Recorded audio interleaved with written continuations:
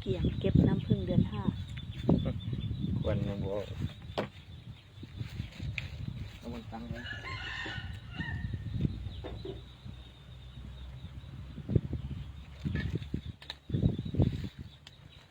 อุปกรณ์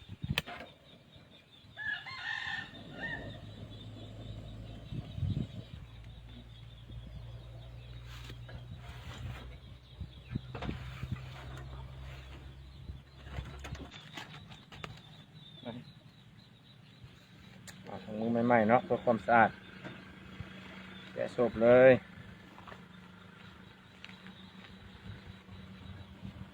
มือให้สะอาดสักก่อน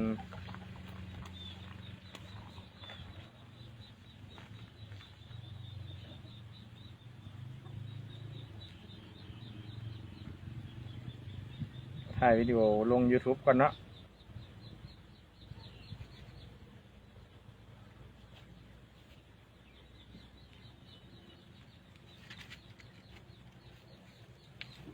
ควันขึ้นหมดละ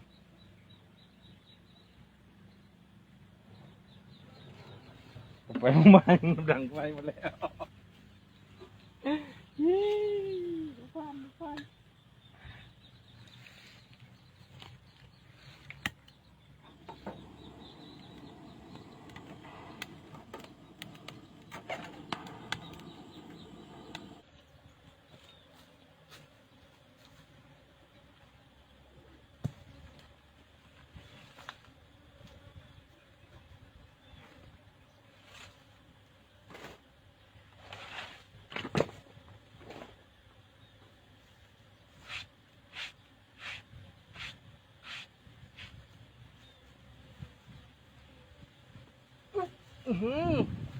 โอ้ยยกตัวแพ้ไปน้องเลยเอวลั่นเลยนี่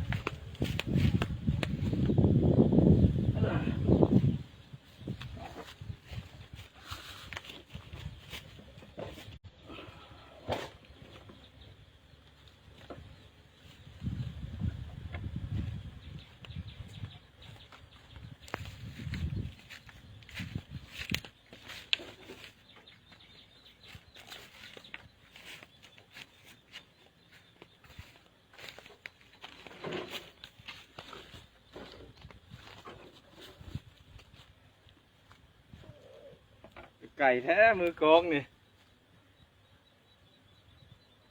ท่าดิที่ไข่ทั้งอันนี้เห็นว่าขี้เกียจน่ะใช่เด้มันลุ้นนับน้องนะนะคือให้นะส่งกันเลยโอ้ตาย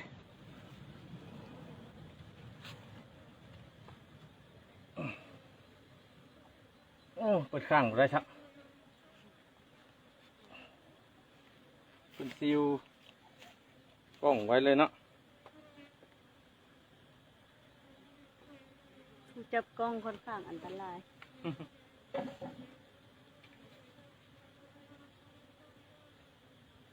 นะกล้อง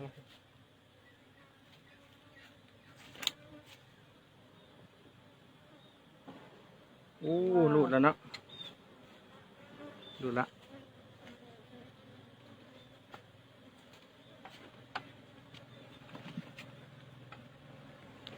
ว้าวว้าว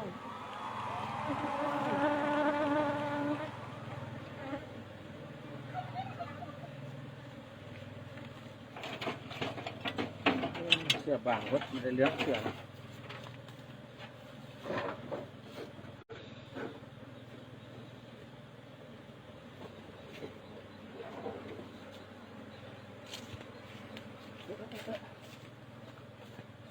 แกะแล้วเสื้อ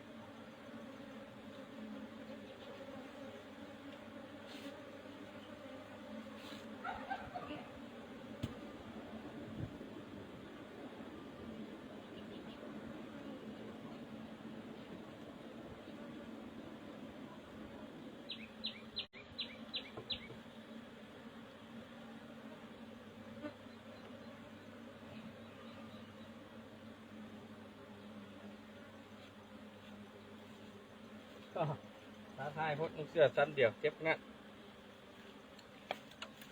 เสียวหลายพี่น้อง หืม เสียวหลายพี่น้อง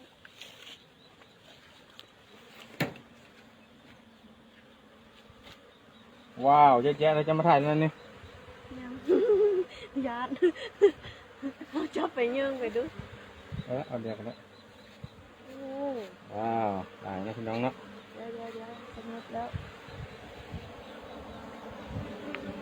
เป็นตัวผู้ลายเท่านั้นเลย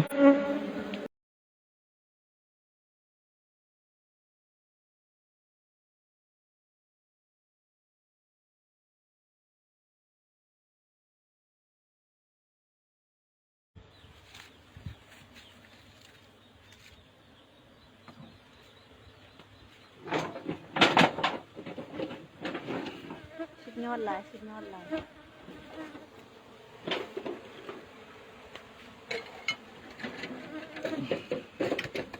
ควันเข้าบ่ถึงเนาะควันน้อยโพดกินนี่เลยในเพิ่นบ่สงบปานใดเนาะ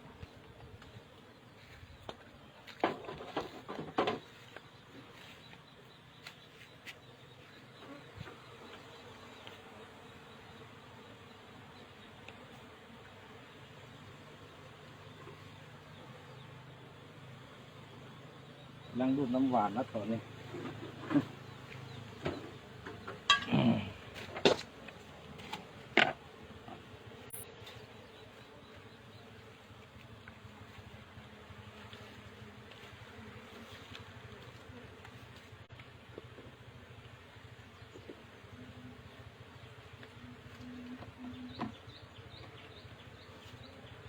โอ้มีรถห่วงนางพญาเนาะแกะไปแล้ว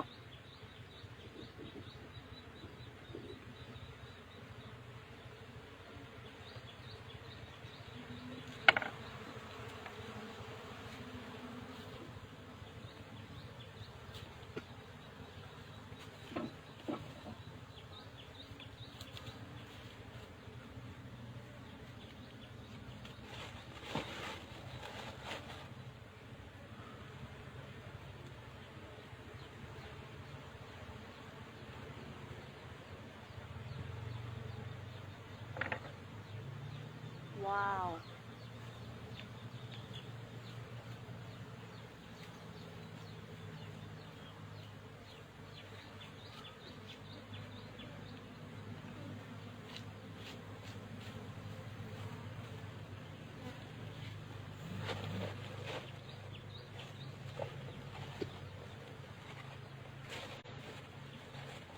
ซื้อกระซำหนึ่ง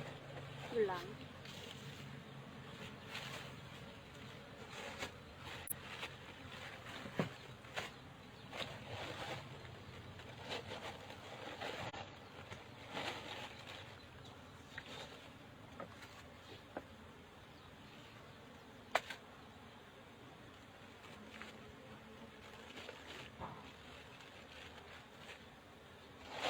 เพิ่งเดือน5แท้ๆนะพี่น้องเนาะ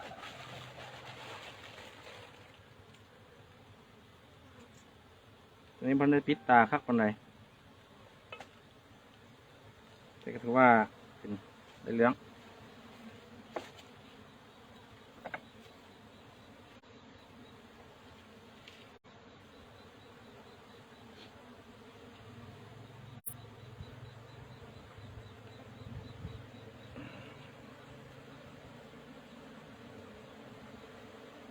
โอ้เพิ่งตัวผู้ลายเท่านั้นเนาะเพิ่งคือผลิตตัวผู้ลายแทบไม่เข้าใจเลย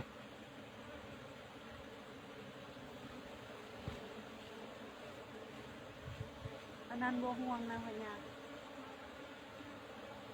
มีรถห่วงแต่ว่าเพิ่นออกไปแล้วเนาะนางพญาเนาะ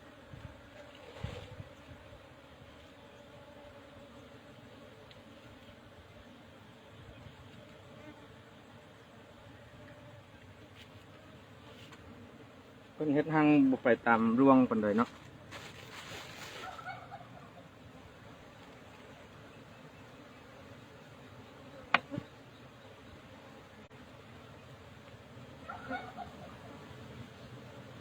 มีแต่เพิ่งตัวผู้เต็มเลย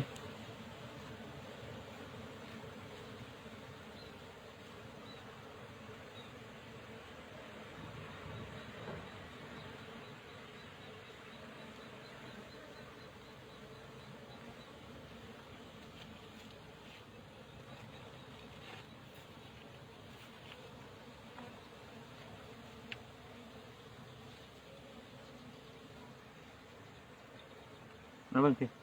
ใส่นกขึ้นไป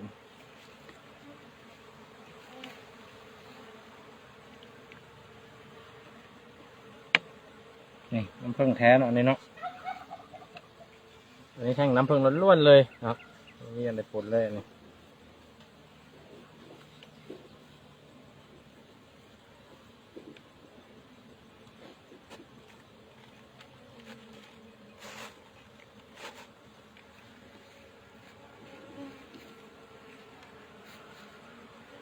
น้ำผึ้งป้านะพี่น้องเนาะมันจะมีการเลี้ยงกันอย่างแบบเพิ่นหามาให้เอง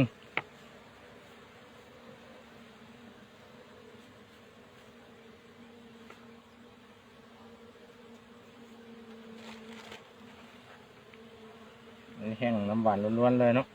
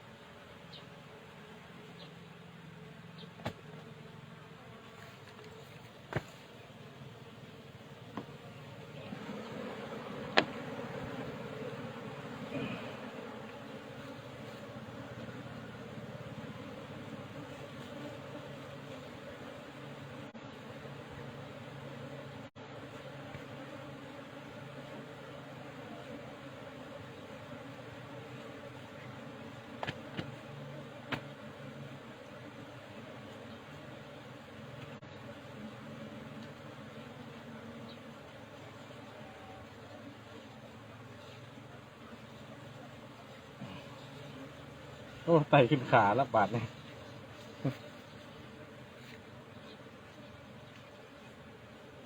ว่านางพญาเพิ่นออกไปหลายแล้วเนาะหลายละกระห้องห้อยว่าเพิ่นย้ายแย้งห้างหลายละหลายลุ้นแล้ว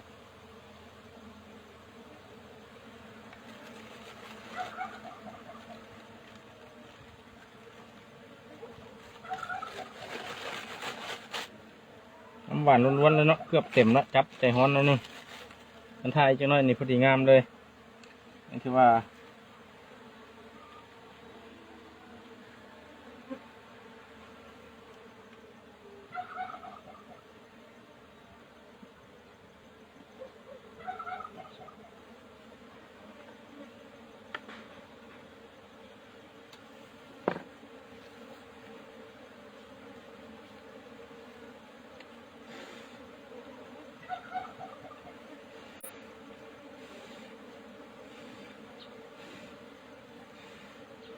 ไตเข้าแล้วนะไอ้ไตเข้าหน้าโสงแล้วดื้อ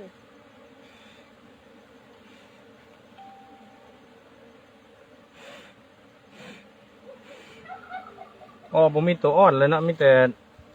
น้ำหวานแล้วก็ตัวผู้เนาะนี่โอกาสที่ย้ายห้างในสูงขนาดเลยตามความเข้าใจเนาะท่านใดมีประสบการณ์ก็ว่าชี้แจงนำกันได้เนาะแลกเปลี่ยนบทเรียนนำกัน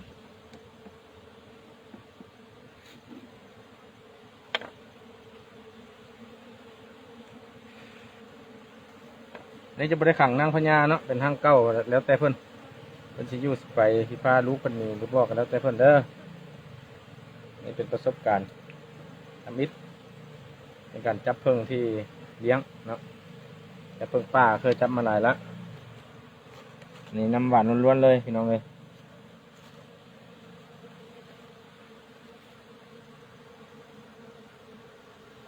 ยังบ่เวิร์ดว่ะ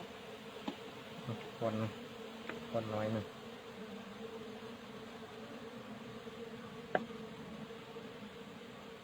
ว้าวหวาน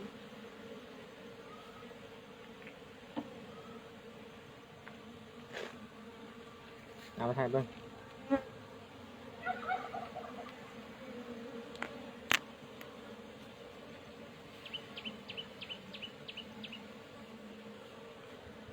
ถือว่าเบิดเนาะ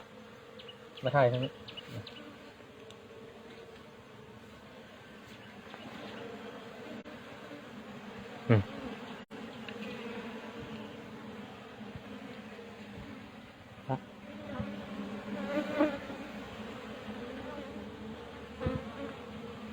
านผู้ชมกระสูน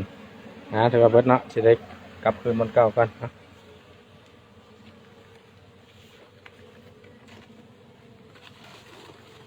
ยึดไล่เลย เรื่องอะไรข้างหน้าข้างหลังนี่นะที่กันนะ ระวังหนีบได้